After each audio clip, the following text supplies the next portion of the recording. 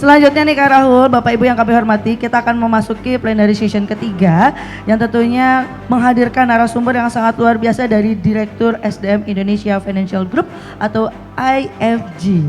Kepada Kepala Divisi Pembelajaran dan Budaya Perusahaan, Bapak Mora Nasution, kami persilahkan. Big applause buat Pak Mora.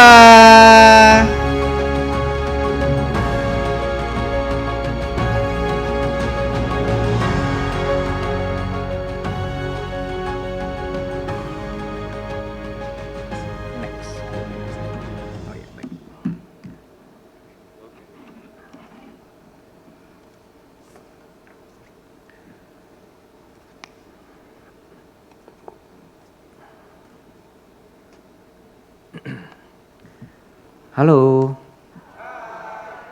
Hai. Halo, hai. Wah, pengen banget saya melakukan itu. Baik, Assalamualaikum warahmatullahi wabarakatuh, Bapak Ibu sekalian. Perkenalkan, nama saya Mora Nasution, saya Kepala Divisi Pembelajaran dan Budaya Perusahaan dari IFG. Dan saat ini juga menjabat sebagai CLO untuk IFG Corporate University. Sebagai karyawan, pengalaman saya mengantarkan saya itu ke berbagai macam program dan sedikit banyak langsung tidak langsung pasti saya pernah papasan dengan Bapak Ibu sekalian. Salah satunya adalah yang belasan tahun yang lalu adalah dengan Pak Robi. Ya, waktu itu saya masih di Standard Chartered. Saya taunya Pak Obed. Ternyata Obed itu nama perusahaannya. Ternyata namanya Pak Robi. Baik, tidak lupa juga kami ucapkan terima kasih kepada Bapak Ibu semua yang telah mengundang kami. Saya mewakili Direktur SDM kami, Pak Rizal Aryansyah. Kebetulan beliau juga ada agenda lain hari ini. Dan terima kasih juga untuk Bapak Ibu yang mewakili dari Kementerian Pariwisata yang menyediakan tempat yang luar biasa ya, bagus banget tempatnya. Kemudian kami juga ingin menyapa Ibu Dr. Anda Ninik Purwaning Setiorini, Ibu. Terima kasih Bu, materinya sangat menginspirasi ya. Saya juga akan memastikan bahwa anak saya nanti pada saat Dharma Wisata itu tidak cuma sekedar jalan-jalan gitu. Baik, saya mungkin akan bercerita Bapak Ibu sekalian bahwa saya ada di posisi di mana partnernya Bapak Ibu sekalian ketika kita mengadakan sebuah program. Nah, saat ini saya di IFG, mungkin cerita sedikit ya, saya akan banyak cerita di kesempatan kali ini, yaitu IFG adalah sebuah holding ya, kami berada di bawah Danantara. Jadi kami adalah holding asuransi, penjaminan dan investasi, di mana pada saat ini yang kami lakukan adalah yang terutama kita memastikan bahwa literasi keuangan itu juga sampai ke ranah pengetahuan mengenai perlindungan. Karena pada saat ini mungkin banyak sekali literasi keuangan itu dari sisi perbankan. Nah, kami dari sektor asuransi, penjaminan dan investasi tentu saja ingin memastikan bahwa tingkat inklusi keuangan serta tingkat pengetahuan itu tidak hanya berhenti di menabung dan berinvestasi, tapi juga memastikan bahwa proteksi diri juga menjadi salah satu bagian dalam usaha kita membuat kondisi keuangan yang baik untuk kita dan keluarga. Nah, dalam white papernya, mengapa perlu holding asuransi? Yang pertama adalah kita menjalankan aspirasi nasional, yaitu menjadi perusahaan asuransi yang besar, lincah, dan mampu bersaing. Kemudian untuk tujuan terkait negaranya adalah meningkatkan stabilitas dan inklusi keuangan nasional, serta memperkuat daya saing nasional pada sektor asuransi. Dan kemudian tujuan terkait korporasinya tentu saja adalah mengoptimalkan sinergi BUMN asuransi dan penjaminan, serta memperkuat fungsi investasi dan tata kelola, serta likuiditas. Nah, manfaat holdingnya di sini adalah tentu saja kita yang pertama adalah sebagai akselerasi dan kolaborasi, di mana untuk masyarakat Indonesia adalah meningkatkan standar hidup masyarakat. Holding kami terdiri dari 10 anak perusahaan, anggota holding, di mana pasar modal dan investasi adalah grup Bahana, ya, mulai dari Bahana Sekuritas, kemudian Bahana Capital Investa, ada Bahana Arta Ventura, kemudian Bahana TCW, dan ada satu di sini manajemen properti yaitu GNTU. Gedungnya kami ada di Geraha Niaga di Sudirman. Kemudian di asuransi penjaminan ada Jasindo, Askrindo, Jamkrindo, serta Jasara Harja. Kemudian ada asuransi jiwa di AFG Life. Ada cucu perusahaannya juga Bapak Ibu, ada Jasindo Syariah ya, sampai ke InHealth ya, Mitra Straya dan National Reasuransi. Nah, ini adalah sekilas mengenai AFG Group, bahwa sebagai holding BUMN kami menaungi berbagai macam bentukan ya, baik itu asuransi sosial, asuransi umum, asuransi kesehatan dan asuransi jiwa serta investasi dan pasar modal. Nah, dengan holding yang seperti ini, maka penting bagi kami untuk membentuk yang namanya corporate culture ya. Corporate culture di sini kami alhamdulillahnya berada dalam satu divisi yang sama di tempat saya, yaitu di divisi budaya perusahaan dan juga pembelajaran ya. Yang ingin dipastikan di sini adalah bahwa kita bukan hanya memberikan pembelajaran dalam bentuk pemahaman, tapi juga penalaran. Karena banyak sekali orang belajar itu untuk memahami, untuk konseptual, untuk literasi. Namun nalarnya dalam deduktif induktif ya, itu ternyata kurang. Nah, corporate culture di sini kami melihat yang pertama adalah strategic direction, why you do what you do. Jadi kalau di sini adalah dari AFG, kita aimnya adalah one of the largest non-banking financial in Southeast Asia. Kami adalah holding ya, yang non-banking terbesar di Indonesia. Kemudian yang kedua adalah brand identity-nya. Tentu saja yang ingin dibangun adalah prudent, power, dan progress, di mana di sini AFG sebagai perusahaan yang terpercaya dengan tata kelola yang baik. Serta corporate culture, di mana your values will guide you. Nah, di sini adalah untuk mewujudkan menjadi salah satu mitra. Nah, ini mulai kita masuk ke ranah experiential-nya. Yang ternyata setelah ngobrol-ngobrol dengan Pak Ketum ya, Pak Mas Gigi, ternyata sudah berdiri 19 tahun nih Bapak Ibu ya. Saya baru tahu berapa hari yang lalu gitu ya. Padahal saya yakin waktu ketemu Pak Robi waktu itu, kayaknya sih udah ada ya Pak Robi ya. Mungkin udah ada cikal bakal lah minimal, tapi udah ada arahnya ke sana ya. Dan senang sekali bahwa experiential itu tadi yang saya rasakan nanti dalam cerita-cerita selanjutnya adalah dalam mencari partner yang pas itu sungguh sangat sulit. Karena kesesuaian, kecocokan antara industrinya kami, organisasinya kami dengan partner kami, apakah itu penyelenggara, pengelola ataupun yang mempunyai titik-titik di Indonesia. Nah, dalam mengembangkan budaya perusahaan tersebut, kami melihat dari 3 level corporate culture. Yang pertama, apakah sudah ada di underlying assumption-nya, di mana hal yang mendasar bagi karyawan dalam bersikap, kemudian bertindak, berinteraksi, itu harus dipastikan sesuai dengan nilai-nilai yang dianut oleh perusahaan. Di atasnya ada exposed values, yaitu ada corporate values, ada vision dan goals. Yang menurut kami ketika pelaksanaan pembelajaran maupun budaya perusahaannya itu tidak sesuai, maka yang terjadi adalah ketidakselarasan antara personal values dengan organizational values. Yang didukung oleh yang ketiga, ada artifact, ada simbol, ada ruangan, teknologi, sistem yang terlihat. Namun memang yang kita ingin pastikan dalam program penyelarasan budaya ataupun pelaksanaan program kami ini di yang paling bawah, yaitu underlying assumption, karena dalam setiap bertindak pasti harus didasari oleh core values, yang mungkin di BUMN ini kita menggunakan saat ini sampai dengan sekarang adalah akhlak. Core values diharapkan menjadi bagian yang menyentuh alam bawah sadar serta membentuk meaningful purpose bagi karyawan sehingga karyawan memiliki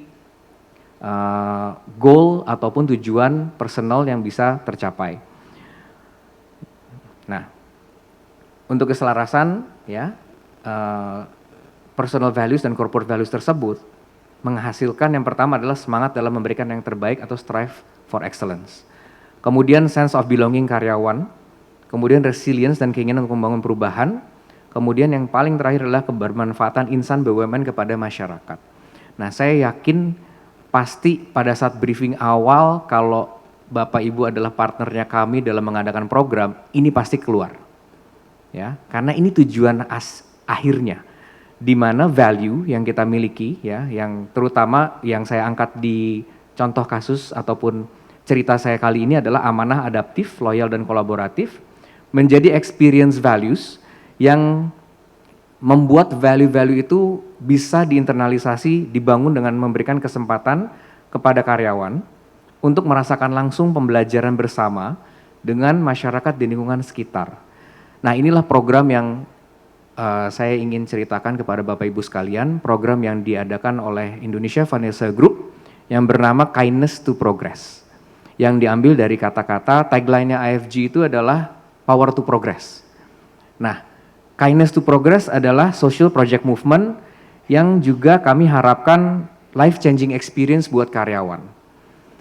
Yang kami rasa adalah karyawan sebagai karyawan kantoran datang mungkin apalagi di kota besar ya, saya lahir dan besar di Jakarta, itu adalah kayak zombie, datang ke kantor kerja pulang, datang ke kantor kerja pulang.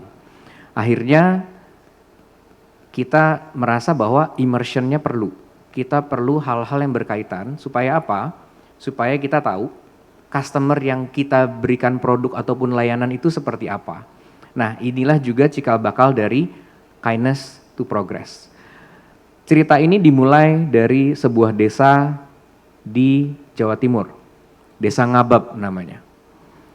Desa Ngabab ini kami lakukan survei dan kami juga turut mendukung di sini yang kami bawa adalah Sustainability for the Nation-nya, yaitu Asta Cita, di mana program Asta Cita ini mencakup yang pertama adalah memperkuat pembangunan SDM, sains dan teknologi, kemudian yang kedua adalah membangun dari desa, dari bawah, untuk pemerataan ekonomi dan pemberantasan kemiskinan. Kemudian kami juga melihat pemilihan desa ini juga diikut sertakan dengan analisa di mana adanya bisnis yang memang menjadi kendala, bisnis kur, ya, kredit usaha rakyat. Ya. Kemudian setelah kami melakukan site visit di sana, kami juga melihat bahwa ada beberapa masalah mendasar yang terjadi, yang setelah kami lakukan beberapa kali Kindness to Progress ini, ternyata isunya di mungkin titik-titik jauh dari kota di Indonesia itu yang mendasar adalah yang pertama stunting. Ya, yang sedihnya adalah salah satu desa yang kami kunjungin itu tidak kurang binatang ternak maupun tumbuh-tumbuhan yang ditanam, namun anak-anaknya ada yang stunting. Yang kedua adalah judol. Ya, ternyata orang bengong punya internet itu mainnya judol, gitu ya, Bapak Ibu. Jadi itu jadi salah satu isu yang kami angkat. Dari secara potensi desa Ngabab ini memiliki batik, pertanian, dan peternakan. Itu sebabnya makanya sampai ada isu stunting, ya mungkin saya yang di kota itu kenapa bisa, kan ada pertanian, ada peternakan, kok bisa stunting? Stunting kan berarti kurang gizi ya. Nanti saya akan ceritakan pada saat prosesnya berlangsung. Nah, kemudian tahapan Kindness to Progress-nya ini melibatkan seluruh entitas di holding IFG, di member perusahaan di IFG Group. Di mana tahapannya mulai dari pre-activity, ada selection kandidat, ya. Kemudian ada design thinking workshop, kemudian creating social project. Jadi kami pastikan bahwa setiap orang yang tergabung atau yang mendaftarkan dari program ini bukan cuma sekedar jalan-jalan yuk gitu. Mungkin tadi mirror dengan Bu Nini gitu ya, bahwa kita bukan cuma memberikan pelesiran gitu ya. Namun kita seleksi, dan salah satu seleksinya itu juga kita melihat dari sisi altruism yang ternyata menjadi pemotong besar karena altruism itu tidak semua orang punya ternyata. Kemudian kita juga memberikan living experience values. Jadi di sini kita live in pada saat social project implementation serta daily reflection. Jadi ada setiap hari itu akan ada refleksi diri untuk brief and debriefnya seperti apa. Dan tahapan post activity-nya tentu saja kita monitor project-nya ya, kemudian kita akan menjadikan mereka dalam tanda kutip adalah kampung AFG, serta kita minta untuk para pesertanya untuk share impact story-nya seperti apa. Nanti di akhir slide akan saya perlihatkan apa kata karyawan yang telah ikut program ini. Nah, mungkin ini titik di mana saya berterima kasih sedikit banyak untuk kita yang pernah bersinggungan Bapak Ibu sekalian. Karena kami tidak mungkin melakukan ini sendirian. Kami melakukan ini dengan partner. Yang juga kami harapkan dari partner kami itu adalah pertama mengerti bisnisnya kami seperti apa, kemudian yang bisa bukan cuman oh kita anterin ya, tapi juga menguasai medan. Karena ternyata tidak banyak partner yang tersebar di Indonesia, mungkin kalau di kota-kota besar masih bisa. Tapi begitu kita memilih untuk ke tempat-tempat yang mungkin 3T terutama, itu tidak banyak. Tidak terlalu banyak partner yang memang menguasai area tersebut, akhirnya memang bekerja sama dengan warlock ataupun, warga lokal maksudnya. Warga lokal ataupun komunitas-komunitas setempat yang tentu saja menjadi pihak mungkin ketiga atau keempat. Padahal proses dari pertama itu mulai dari seleksi, design thinking workshop, kami berharapnya itu memiliki pemahaman tentang materinya ataupun impact-nya yang sama. Mungkin warga lokal di sana, oh saya punya rumah yuk silahkan join dengan kami, tidur. Tapi dari sisi keramahan kita dapat, tapi dari mungkin pada saat malam daily reflection, nggak dapat gitu ya. Jadi mencari partner yang memiliki kualitas yang seimbang dan setara itu menjadi salah satu faktor yang mungkin bisa kita diskusikan lebih lanjut lah Mas Gigi. Gitu ya. Nah, di dalam workshop design thinking yang kita share adalah yang pertama tentu saja kita wawancara stakeholder desa. Kita lakukan kalau dengan teman-teman karyawan ini adalah secara daring. Kemudian kita cari root cause atau permasalahan usernya.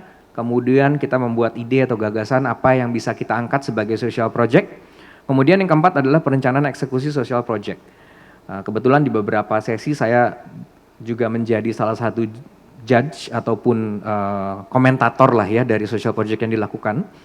Dan ini adalah salah satu yang tim yang mengangkat beberapa isu.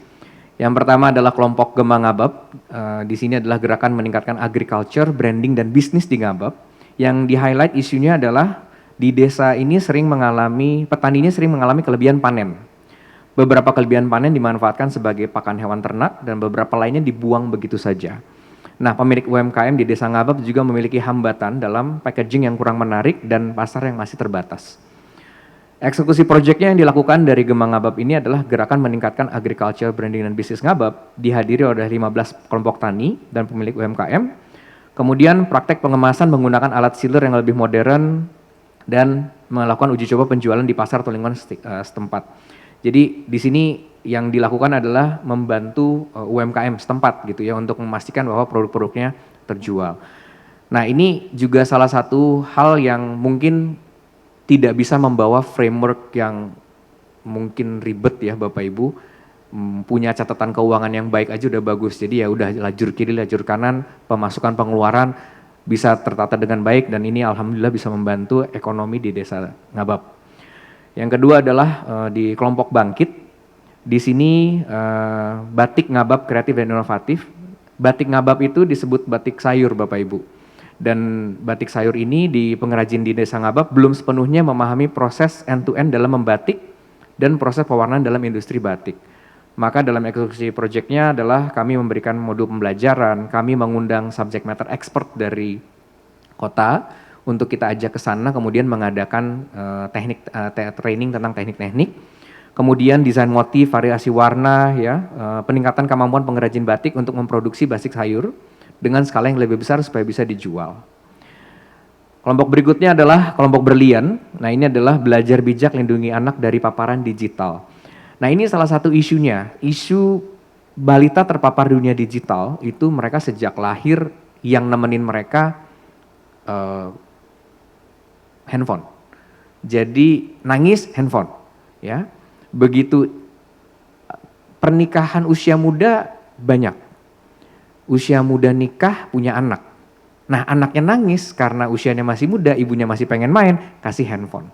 Di depan SD-nya, nah ibunya kan pertanyaan tadi saya yang di depan, kok banyak stunting? Ternyata ibu-ibu muda ini pertama menguasai ilmu masak itu rendah. Jadi yang bisa dimasak mungkin kalau nggak masak nasi telur gitu, Indomie gitu ya. Sisanya apa? Sisanya beli di depan sekolah anaknya, jual cilor, jual bakwan, jual boba. Tiap hari makan minumnya itu, pulang kenyang. Akhirnya apa? Stunting. Begitu di rumah, nangis-nangis, ya apa? Handphone. Udah begitu aja bertahun-tahun. Ya, dan mungkin immersionnya adalah kami yang kerja di kota, kalau nggak lihat, nggak akan tersentuh. Experiential learning yang kami dapatkan adalah dengan immersion seperti itu, kita ada di sana, kita secara produk membantu mereka dalam berusaha, tapi ternyata yang menggerogoti kemajuan ekonominya juga dari mereka sendiri juga. Ya. Nah, di sini kita berikan workshop mengenai dari psikolog terutama untuk pengalaman terkait tumbuh kembang anak. Dari sini aja udah kebayang ya Bapak Ibu, partner yang kita butuhkan itu seberapa luas gitu ya. Jadi bukan cuman sekedar yuk kita kemana ngadain satu workshop misalnya, enggak. Tapi benar-benar impactful karena abis dari sini kita bawa bisnis case-nya ke kantor. Untuk kita bangun pendekatan produknya, brandingnya, marketingnya, penyederhanaan produk dan lain sebagainya. Kemudian kami juga membuat handbook ya untuk ringkas informatif, kemudian pojok sensori dan taman baca di Posyandu. Dan yang berikutnya adalah Mekar di Ngabab. Di sini adalah melek literasi dan edukasi parenting. Nah ini juga kalau yang tadi stunting karena isu dunia digital, ini isu stunting karena kurangnya pemahaman terkait parenting yang tadi saya bilang orang tua masih muda, ya, kemudian pemenuhan gizi seimbangnya itu kurang. Di sini kita adakan workshop ya dengan bekerjasama dengan Puskesmas, kemudian ada lomba kreasi mainan edukatif karena mengalihkan dari handphone itu harus ada mainan, mau itu kereta-keretaan dari kulit jeruk ya, saya nggak tahu masih nggak tuh ya sekarang ya. Kemudian pengadaan Rumi ya, ruang membaca untuk ibu dan anak, kemudian kaderisasi Dewi-Dewi Ngabab untuk Duta Edukasi dan Wawasan Ibu Desa Ngabab, serta pembuatan WhatsApp group yang bisa membagi pengetahuan tentang gizi seimbang serta pola asuh anak. Nah dari social project tersebut, dampak sosialnya adalah dari satu pedukuhan, 3 RW, 4 komunitas, ada lebih kurang 9.000 penerima manfaat tidak langsung dan 80 lebih penerima manfaat langsung. Yang 9.000-nya adalah penduduk lokal setempatnya Bapak Ibu sekalian. Di mana dengan upaya-upaya yang kita lakukan, yang pertama adalah perbaikan human capital. Kembali lagi kita dengan keynote speech yang tadi pagi bahwa karakter-karakter serta manusianya yang ditingkatkan mengenai pengetahuan terkait parenting usia dini, pemenuhan gizi seimbang untuk anak, dan membuat batik dan proses membatik serta pengelolaan hasil panen. Yang kedua adalah physical capitalnya dengan pojok sensori, baru kita bangun infrastrukturnya. Ya, yang ketiga adalah perbaikan financialnya, baru kita masuk ke dalam cara mencari uangnya seperti apa. Tapi yang mendasar di sini yang ingin kami tekankan adalah perbaikan human capital itu sangat-sangat perlu. Karena apa? Ternyata ada juga desa yang sebelumnya kami lakukan kindness to progress, kami bantu dengan infrastruktur, ada alat press yang hanya ternyata digunakan oleh Pak Kades dan keluarganya saja gitu ya, tidak dibagi dengan yang lain. Jadi kami rasa human capital itu karakter dan pengembangan karakter ya, itu sangat-sangat penting gitu. Nah, ini adalah dampak pembelajaran dari peserta Kindness to Progress. Ini impact-nya Bapak Ibu dari peserta. Ya, terjadi peningkatan baik dari sisi pemahaman mengenai values, serta point of view-nya mengenai konsistensi antara self and others point of view, kemudian adaptif, kemudian individu menyadari perubahan internal. Ya. Dari sini kita bisa lihat bahwa terjadi peningkatan sebelum dan sesudah pelaksanaan program Kindness to Progress.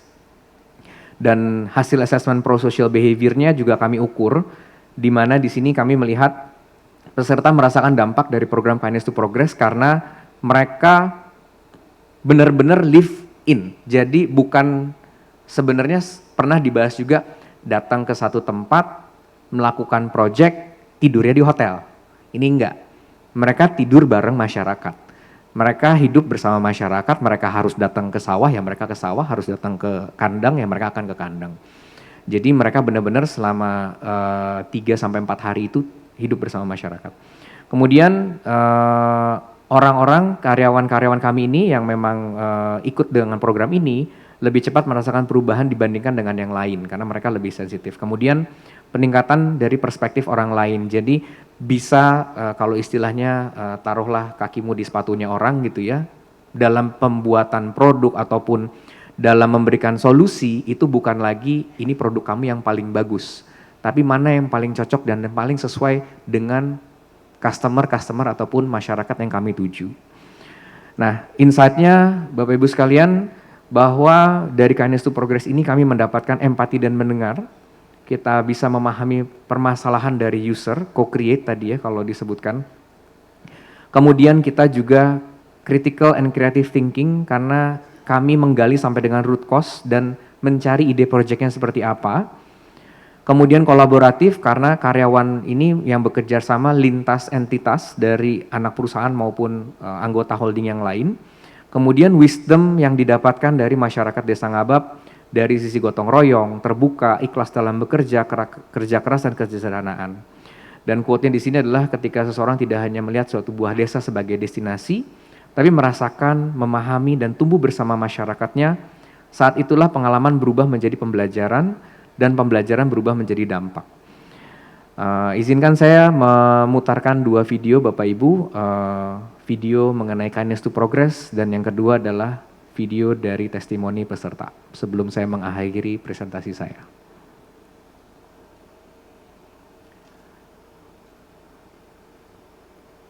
Bapak operator boleh diklik slide-nya.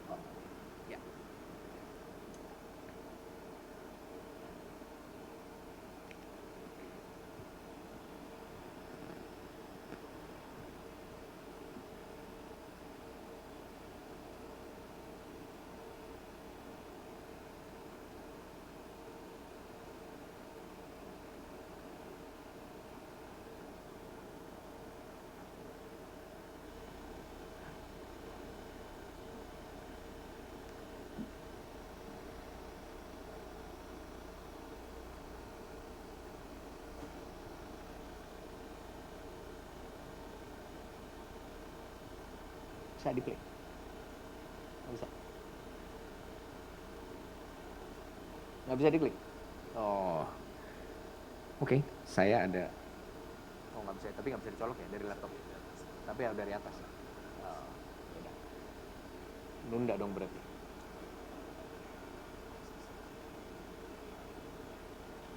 WA-nya dikirim ke, ya, WA-nya dikirim ke.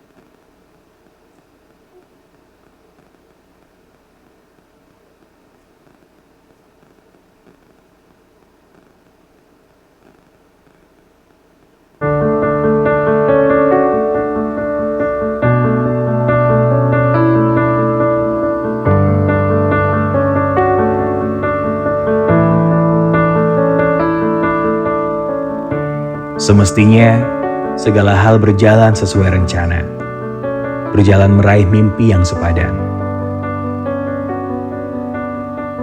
Tetapi pada akhirnya, muncul sebuah tanya, apa kami benar-benar telah berguna? luar biasa, banyak hal yang bisa kita petik dalam kehidupan sehari-hari yang mungkin bisa kita terapkan nanti pada saat kembali ke Jakarta, kita terapkan dalam kehidupan sehari-hari atau kita terapkan di pekerjaan kita nanti. Banyak hal yang kami dapat dari masyarakat setempat. Kami menyadari kembali bahwa semakin berisi, padi akan semakin menunduk. Hal itulah yang kami jumpai dalam keseharian saat kami berinteraksi dengan masyarakat Desa Sumberjo. 4 hari menjadi bagian dari mereka, kami belajar bahwa empati merupakan hal yang esensial. Saya mau menyampaikan Kindness to Progress benar-benar memberikan manfaat kepada kami dan memberikan life-changing experience ke kami, dan kami diberi kesempatan untuk menerapkan dan mengimplementasikan akhlak di program sosial project ini. Dengan empati, kami semakin mengerti bahwa setiap orang yang ada bersama kita sangatlah berharga.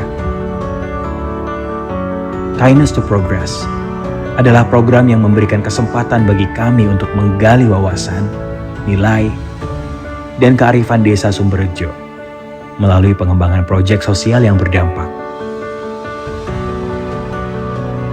Pengalaman ini menjadikan kami untuk saling membuka diri, menerima hal-hal yang baru, secara bersama-sama bergotong royong untuk mencapai tujuan. Hingga akhirnya kami memahami sebuah jati diri baru yang berarti bagi langkah kami selanjutnya.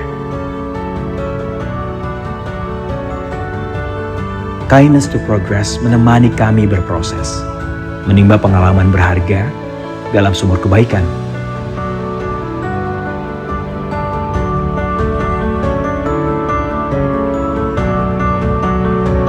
Atas kedatangan tim UFG di Desa Sumberjo, masyarakat bisa lebih maju dan lebih sejahtera. Awalnya kami mengira kami yang telah memberi manfaat kepada masyarakat. Tapi nyatanya malah kami yang lebih banyak menerima manfaat.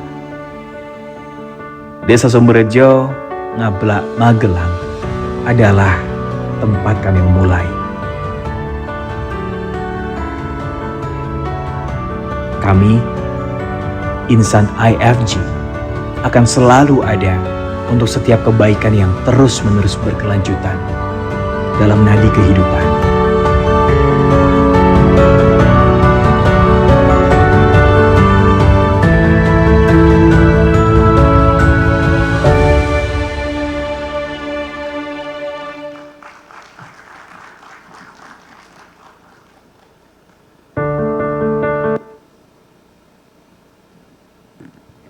Satu lagi video testimoni peserta, Mas. Ya. Alasan saya mengikuti program Kindness to Progress ini adalah yang pertama untuk memberikan kebermanfaatan, khususnya bagi saya kepada masyarakat di Desa Ngabab.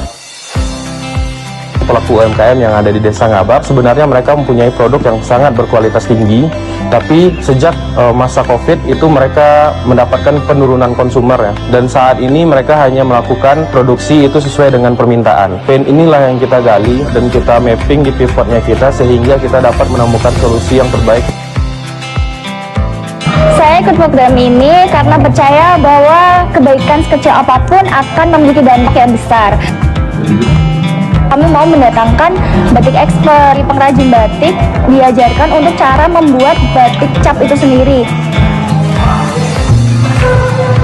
Alasan saya mengikuti program ini sebenarnya simpel, sejalan dengan prinsip saya, yakni sebaik-baiknya manusia adalah orang yang bermanfaat. Kami memberikan workshop bagi kader-kader PKK dan ibu-ibu di sini untuk mereka bisa memahami bahwa ternyata kecanduan gadget pada anak itu sangat berbahaya. Alasan utama saya mengikuti acara ini yaitu karena saya sangat menyukai program-program sosial seperti ini. Menyusun program terkait kesehatan gizi dan pola asuh yang tepat untuk anak. Solusi yang kami berikan yaitu memberikan literasi dan edukasi tentang pemahaman kesehatan gizi dan pola asuh untuk anak yang tepat. Harapan saya khususnya kepada seluruh warga Desa Ngabab. Mereka dapat melakukan produksi tidak tergantung dengan kita, dan juga program ini tetap sustain ke depannya.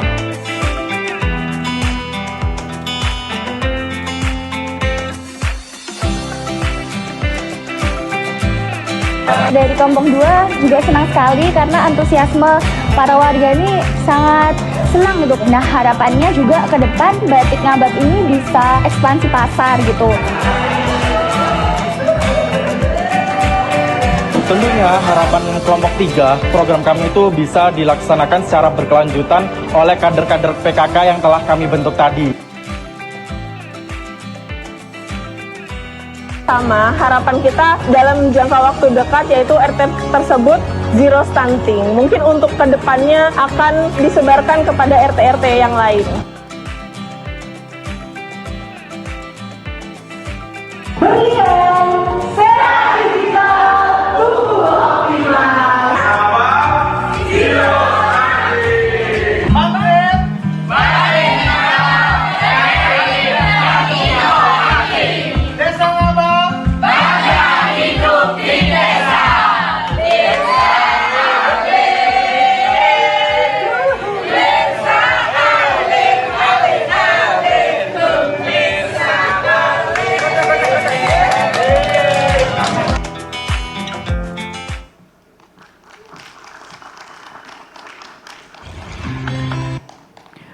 Baik, Bapak Ibu sekalian, demikian presentasi saya. Terima kasih banyak untuk waktu yang telah diberikan.